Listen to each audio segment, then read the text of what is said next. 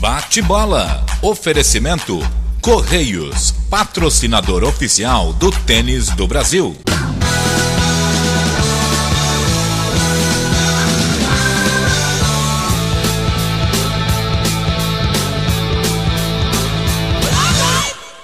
O tênis brasileiro teve mais um grande evento internacional agora no comecinho de maio, quando reuniu em Londrina alguns grandes palestrantes internacionais, entre eles o Francisco Reuth, que é o treinador do Rafael Nadal, vários palestrantes brasileiros envolvendo uma série de assuntos, e obviamente o Bate-Bola tinha que fazer um resumo disso, que vai ser muito importante para o tênis brasileiro. Trouxemos aqui César Kist, que é o coordenador do Departamento de Capacitação e Desenvolvimento da Confederação Brasileira, e obviamente o mentor, o carro-chefe desse evento tão difícil de organizar e mais uma vez com tanto sucesso. Em primeiro lugar, já de cara, César, parabéns pelo evento, mas eu quero mesmo que você nos conte como é que transcorreu tudo lá em Londrina e principalmente o que os palestrantes falaram para nós. Olha, o evento foi muito bom, foi a primeira vez que a gente organizou ele fora de São Paulo, as 3 últimas edições foram aqui em São Paulo, foram eventos muito bons e nós gostaríamos de manter o mesmo padrão e conseguimos. Eu acho que a avaliação do evento foi muito boa. Os palestrantes foram muito bons nas suas apresentações, os temas agradou muito. A avaliação dos próprios participantes foi excelente, assim, elogiando em todos os sentidos, a organização, o hotel, o clube, a alimentação, todos os detalhes que envolviam o workshop. Então a gente ficou super satisfeito, foi um desafio de realizarmos, como eu disse, a primeira vez fora de São Paulo, mas a gente ficou muito satisfeito com o resultado. César, claro que o grande nome que puxou esse workshop foi o Francisco Reuth, que é um treinador de ponta hoje, treinando o número 1 do mundo, né? Um jogador de resultados excepcionais, há tantos anos treinando lá, e também representando o tênis espanhol, que é, sem dúvida, a grande potência hoje do tênis internacional. Então, faz um resumo para a gente do que o Reuth falou realmente importante, que nós podemos até utilizar aqui no dia a dia do tênis brasileiro. Então, Francis, assim, só para vocês que estão nos escutando, ele já treina o Rafael Nadal há muitos anos, já não é recente, há 6, 7 anos.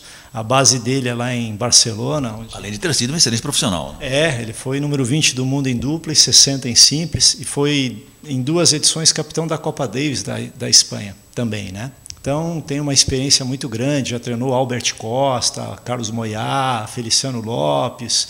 Assim, ele fez 4 apresentações no evento. Uma delas que não podia faltar ele contou a experiência dele no trabalho com o Rafael Nadal. O Nadal, ele já não treina tanto quanto ele treinava quando ele tinha há 4, 5 anos atrás, né? Com muita intensidade sempre, mas a carga horária de treinamento hoje ela é um pouco menor. Outra coisa bacana que ele contou, quando no ano passado o Nadal veio aqui jogar o Brasil Open, estava recuperando aquela lesão no joelho, foi difícil aqui, foi um torneio difícil, mas ele acabou superando e ganhando o torneio, e ele chegou lá em Acapulco na semana seguinte, já quase desistindo do evento, sem condições, mas ali eles combinaram que eles tinham que jogar assim, de encurtar um pouquinho mais os pontos. E de fato, ele ali começou a jogar mais para frente, começou a jogar mais definindo, ganhou o torneio, e nas semanas seguintes ele foi em Indian Wells, em Miami, e jogou muito bem, agressivamente. Nem parecia o Rafael Nadal, né? Aquele jogador mais de fundo, mais de troca de bolas, e ali ele jogou para cima, para dentro, né? E às vezes a gente não entende um pouquinho os processos que estão acontecendo com o jogador, e de fato muito foi em função da capacidade física. Ele adaptou um pouquinho a parte tática, e como ele é um fenômeno assim em termos de adaptação, rapidamente ele desenvolveu um jogo mais agressivo e que ganhou ali de todo mundo na quadradura, recuperando de um tempo, né, parado de lesão, que surpreendeu a todo mundo. Falou também que no dia que o Nadal vai jogar, né, essa partida já começa no dia anterior, já no café da manhã ele fica centrado, conversa pouco, fica focado, né, quieto na dele, né? Então o jogo na cabeça do Nadal já começa antes, não é ali só, né? O treinamento dele, quando ele treina, é igual a um jogo. Tem jogadores que você vê que brincam mais, são mais relaxados, o Federer brinca um pouco, dá umas risadas e tal. O Nadal, quando ele vai lá, atende todo mundo, que ele sabe que é uma responsabilidade, papel dele, né, entrevista, autógrafos, atender aos seus fãs. Então, assim, tem essas e outras coisas bacanas que a gente teve ali a chance de entender, de perguntar. E ele disse assim, o Nadal, ele vive o dia de hoje. Não é uma pessoa que projeta muito do ranking, dos pontos que ele tem que defender. Ele faz assim, no máximo 2 ou 3 torneios, eu quero conquistar X pontos para aqueles eventos e trabalha naquilo ali. É a forma de ele trabalhar e naquilo ele vai a 100%. Então, umas coisas bacanas que a gente pode tirar de proveito também para a nossa, né, profissão. E na parte prática, César Kiss, o que o Reut falou de bom para o pessoal? O Reut, ele tem uma característica assim, de ter um olho clínico. Ele vê o jogador bater 2, 3 bolas, ele já vê o que ele pode melhorar, seja no aspecto técnico, de equilíbrio, desenvolvimento motor, ele logo pega. E ele falou algumas coisas muito interessantes. Uma delas, que é muito comum, é na parte da movimentação, em que muitas vezes o jogador ele erra o tempo de chegar na bola. Ou seja, vem uma bola aberta que está à distância e o jogador, ele, ao invés de calcular o tempo que ele precisa, ele sai muito rápido e às vezes chega muito em cima, passa da bola, ou seja, ele poderia ter ido mais devagar na bola. Então, esse tempo de calcular a distância da bola e a velocidade para chegar lá é muito importante. Que um dos grandes problemas também é os jogadores pegar a bola muito na frente, o ponto de contato. Você quer acelerar a bola, então acaba pegando a bola muito na frente. Ao invés de deixar a bola entrar um pouquinho mais, pegar num ponto que você vai conseguir gerar mais potência. Uma coisa é você pegar atrasado, isso é ruim. Mas pegar atrás, entre aspas, que é deixar a bola entrar, você está fazendo isso propositalmente, isso é bom. Falou bastante hoje do slice. O slice é um golpe que praticamente durante alguns anos ficou abolido, né? Hoje não, né? Os slices estão melhorando, o próprio Nadal melhorou muito, num slice mais agressivo, mais com, né, com um punch, com uma força. E não só o slice defensivo, que também é importante, né? Como o Federer usa, baixando a bola. Então, isso aí ele ressaltou bastante. Além do Reut, nós tivemos a presença também de outros palestrantes internacionais, né, César, que trouxeram também algumas coisas, dicas muito importantes do tênis brasileiro. Conta pra gente. A gente também convidou o Mariano Nunes, que é um dos responsáveis por toda a parte de capacitação e desenvolvimento lá na Associação Argentina, por toda a promoção do tênis também.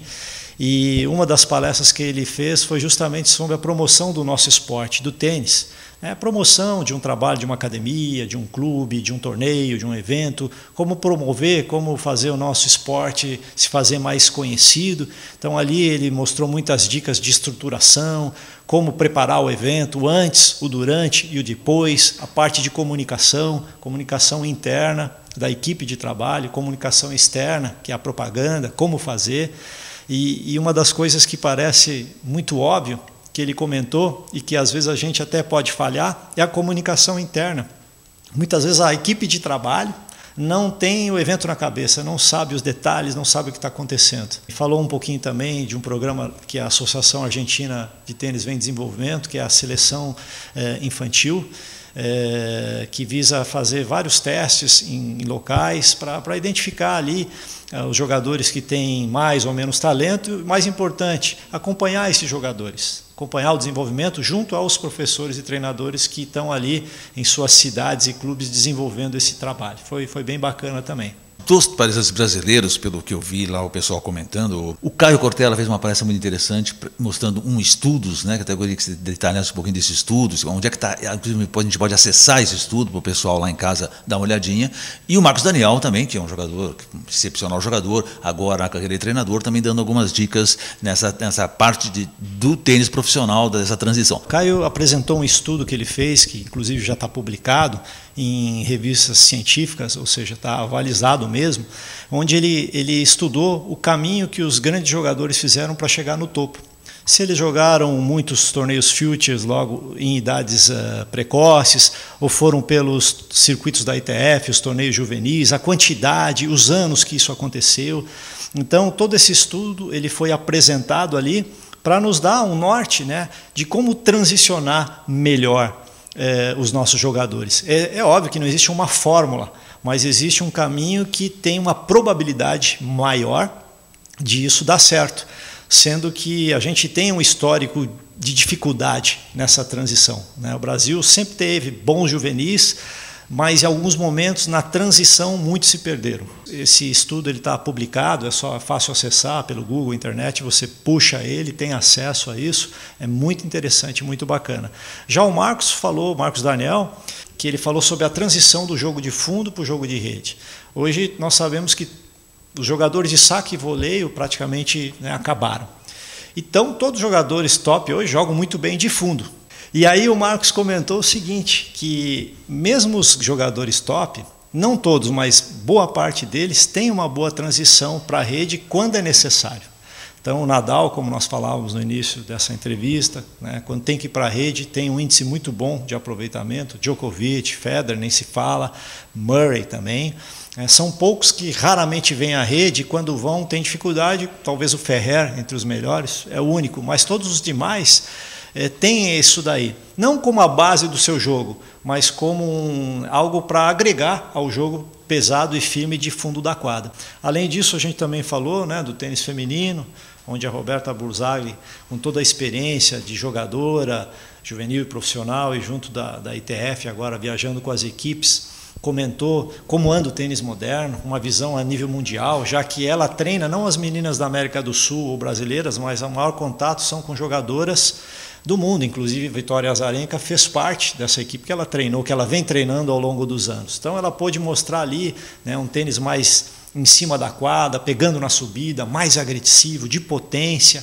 Já o Givaldo Barbosa falou bastante do trabalho de competição para adultos que são amadores, mas que gostam de competir, jogar um torneio sênior da CBT, da ITF, um torneio de classe, como trabalhar, desenvolver esses jogadores. E o Alexandre Perati falou do trabalho com crianças de 10 anos, até 10 anos, que hoje assim é o foco das grandes nações, de se fazer um grande trabalho nessa idade. É uma preocupação muito grande, porque se essa base não é bem feita, depois disso fica difícil de fazer. Então o trabalho até os 10 anos, 11 anos é muito importante, foi isso que o Alexandre ali contou para nós. E que aqui o César Kish, que faz esse trabalho tão difícil, mas extremamente importante, da capacitação no Brasil, que é que você contou lá de novidade. Contei um pouquinho de como anda o tênis no Brasil, que a CBT, a Confederação, tem feito, dentro do departamento que nós temos programado.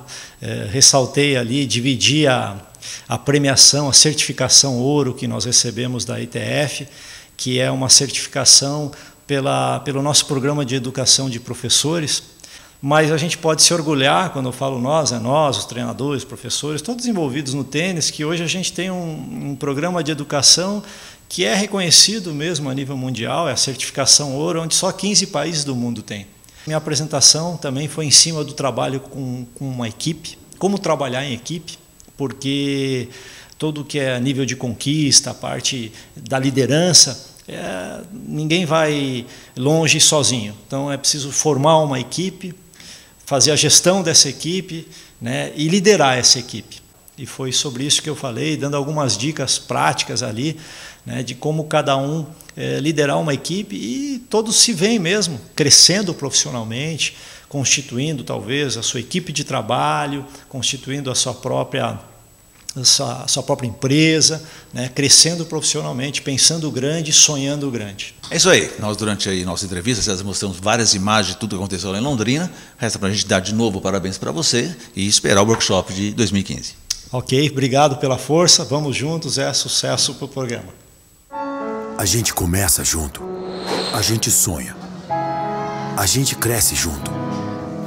A gente luta. A gente supera. A gente chora junto.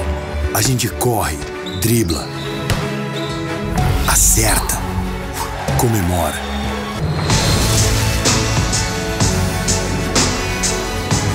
Vibra, acredita, confia. A gente joga junto. Correios.